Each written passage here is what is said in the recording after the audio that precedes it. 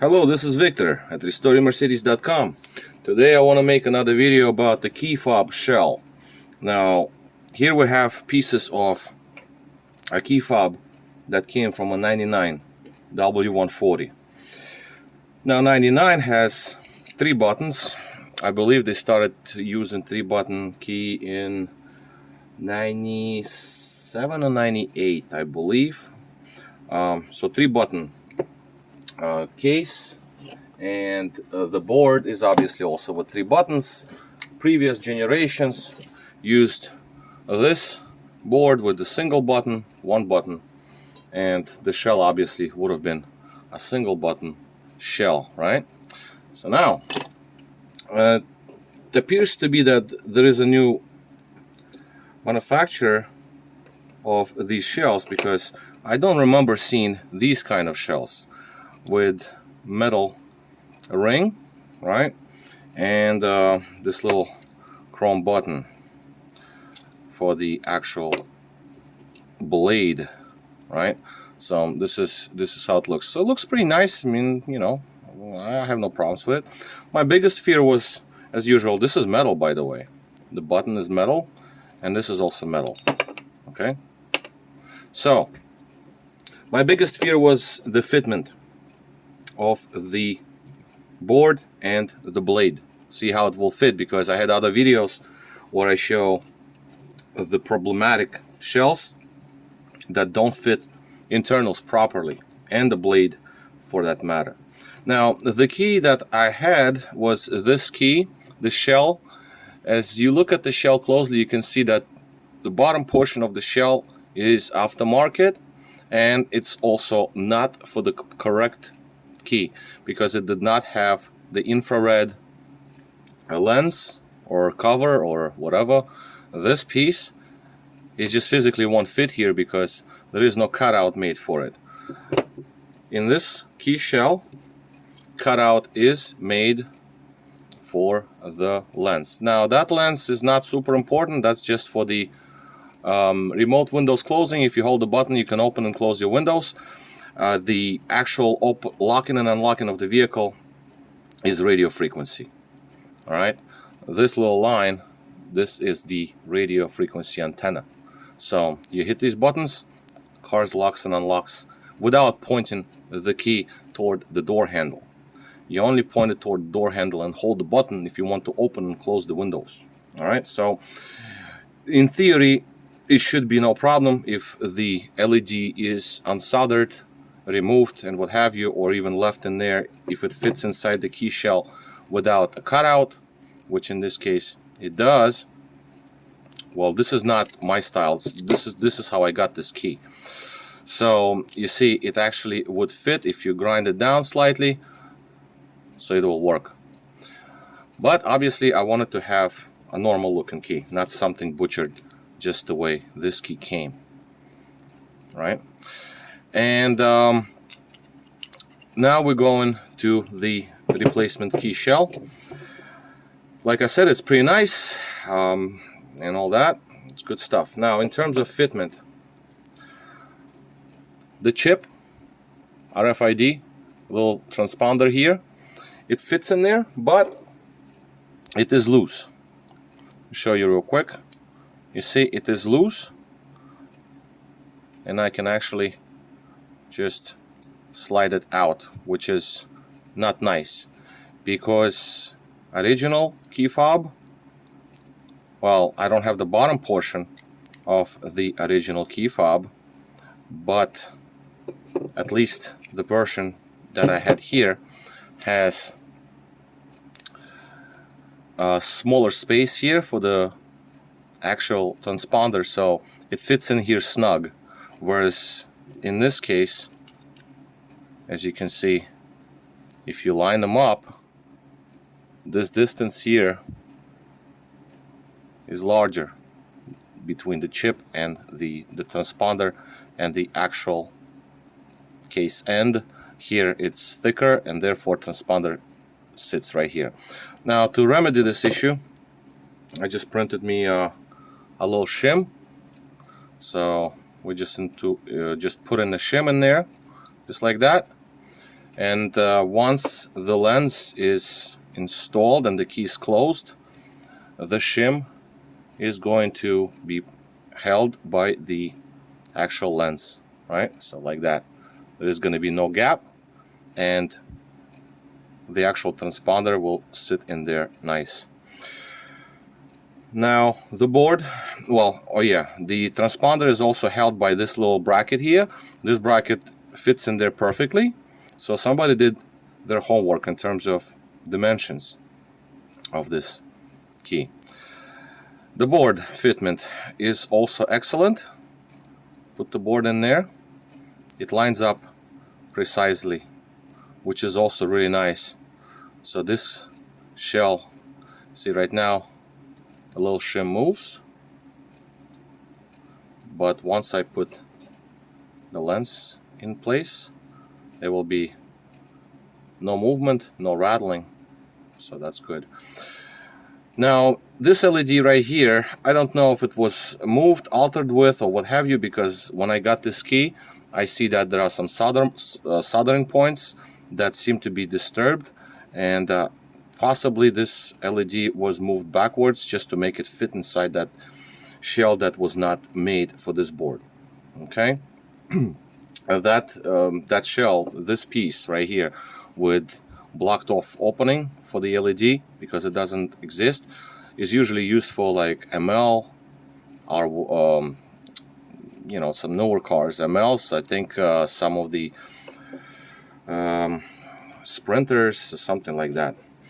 All right, it's fine. Now in terms of the blade itself, I think there is a possibility to take the pin out, this particular pin. I will try it off camera later on and see if I remove the actual blade from my key and install it into this holder, because it's nice and shiny. But for now, to save time, I'm using the original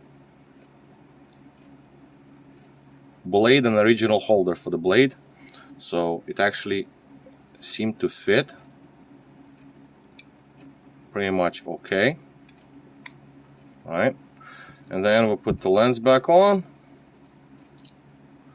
and we put the cover, the top cover on. Let's see how it's all gonna play out, because I never actually put it together yet. This is the first time I'm clamping this thing back together. Now another good thing about this key, if you don't want to glue it, which is probably a good idea, it has a screw in the back here, so you can actually just take the screw out and disassemble the actual key fob, which is a nice touch, because if you glue this case and something goes wrong, then it's game over. You have to get a new case because you're gonna destroy it. Okay, so the key binds slightly. I have to grind it down slightly, because as you can see, it doesn't open all the way, but I feel like tension. I just have to polish it slightly, so it opens nicer. Or like I just force it together, just grind the key, rub it against whatever it's binding against. I don't know, I feel a little bit of a tension, but it's gonna break in. And I'm not grinding anything, I'm leaving it like that. You see, now it moves nice. No, I'll leave it like that. So that is that. And obviously if we put in the batteries back in, this is the cover. This is a Frankenstein, because the cover is original, the bottom portion of the case is aftermarket, upper case is original.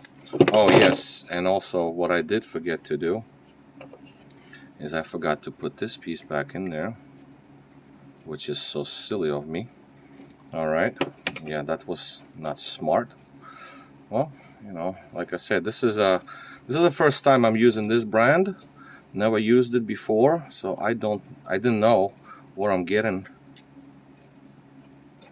How is it going to work?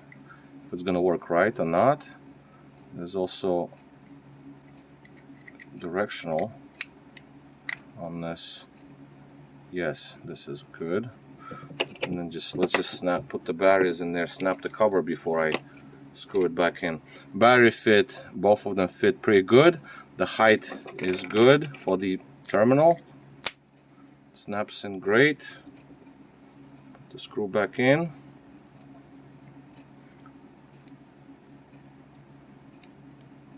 Tighten it up, snug it up. And the LED. Buttons click very well, very nicely.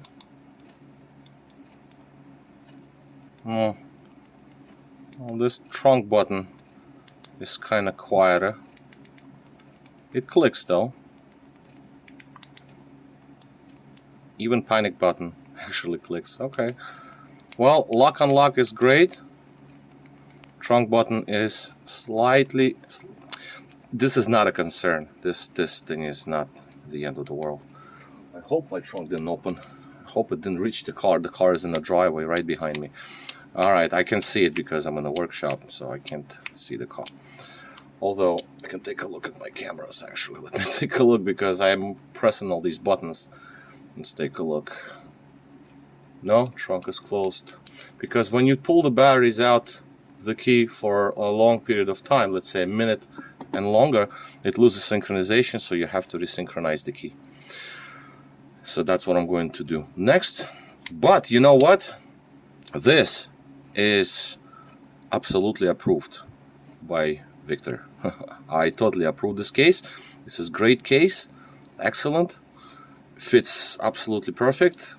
Very nice. eBay, you know, you find them on eBay. Don't remember the numbers or anything, but I just found this one, and yeah, it works great. Obviously, it would have been nice to have a chrome button because it's metal, and it looks nicer with the chrome, I think, because you got the chrome ring here, chrome key, and chrome button. That would have been nice. So I think I'm going to take it all apart again, but before doing so, I want to remove the pin. Now, this holder and the holder that came with the key itself, the original key, does not fit the chrome button in it. So the opening or something is not in the same size. Something is off, right? So therefore, I couldn't just use the button with my original blade holder. So therefore, I will have to keep the blade holder. But the problem with this is usually the blades that is an uncut. Of course, you can cut the blade, you know, so you're gonna have yourself a nice fresh blade. You don't want to go and cut it because not everybody have the machine to cut the blade in this shape. So therefore, I'm just gonna keep the original blade. I'm gonna run it with the brush wheel just to get rid of some of this dirt, just to make it look nicer. And maybe I can install this portion. This is less worn versus this. So, you know, it's gonna be nice. I'll try. But the problem here is usually the original blade, when it's inserted inside the holder, original blade is thicker. It's a little thicker, and if it's thicker, then either you're gonna have to grind down the new holder, this piece, or you have to grind down the original blade to make it fit. And that's something that I don't like doing, but it is what it is. We'll see what happens. Let's see if this, once I remove this key, I have some keys laying around, and then I'm going to try to fit my blade in it, just because I like this and I like the chrome button. But if not, then you can just use original button. It fits just fine. There is no rattle.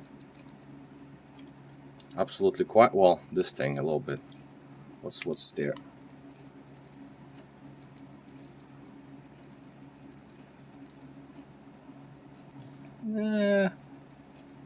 It's this key itself that was making a little noise. But it's pretty solid. This is pretty good. You can see there's nothing rattles. And the metal key ring here, it's nice, very nice. Okay, so this is going to be basically not a rant, but actually something good, something positive. because this is a nice case. Also, this company makes the case for a single button key, older style blade, and the spring though kind of makes a little noise. I'm not liking this sound. You hear that spring sound, but you know, maybe you can put an original spring. But I think the reason for the sound is because the button is metal. On the other hand, how many times you're going to be doing this?